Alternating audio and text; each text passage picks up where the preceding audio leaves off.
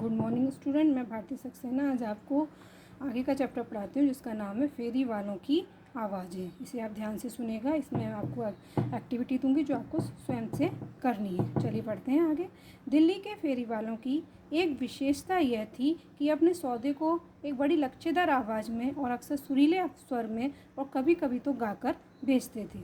किसी साहित्यकार ने सच लिखा है कि दिल्ली के बाज़ारों कूचों में फेरी वालों की आवाज़ें सुनकर ऐसा लगता था कि इस्फ़हान के शायर चौक में गज़ल पढ़ रहे हैं। दिल्ली के बारे में यह भी मशहूर था कि यहाँ हर आदमी चाहे वह पढ़ा लिखा था या नहीं कलापूर्ण रुचि और संवेदनशीलता रखता था।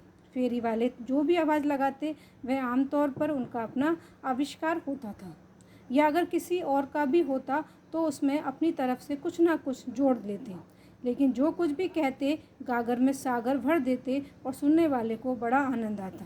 आदमी को अगर चीज़ भी ना भी लेनी होती तो भी फेरी वाले की आवाज़ सुनकर उसे रस आने लगता और उसे खरीदने की इच्छा उसके मन में पैदा हो जाती।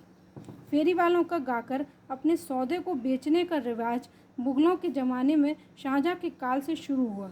शाहजहाँ की इच्छा थी कि फेरी वाले उसकी नई राजधानी शाहजहानाबाद में अपनी चीज़ों को साफ और ऊंची आवाज़ में बेचें, ताकि घर की औरतें और अपने घरों की जोड़ी पर ज़रूरत की चीज़ें खरीद सकें और फेरी वाले तथा राह चलते लोग उन्हें ना देख सकें।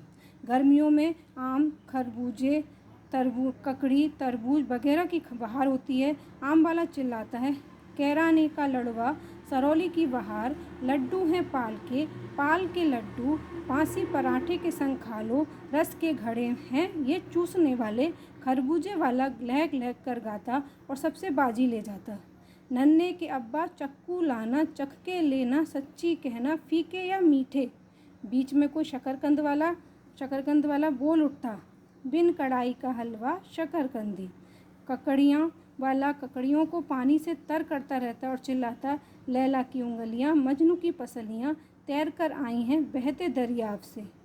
ठीक है ओके बच्चों, आज मैंने आपको ये बताया आपके कॉलोनी में, आपके मोहल्ले में या आपकी गलियों में फेरी वाले आते होंगे जो कभी सब्जी बेचने आते हैं, कभी सब्जी बेचने आते हैं, कभी कपड़े बेचने आते हैं। तो आपकी एक्टिविटी ये है कि आप उनकी आवाज़ों को जो वो बोलते हैं उसे आप ध्यान से सुनेंगे और उनको लिखेंगे और एक फेरी वाले का चित्र भी बनाएंगे। ओके।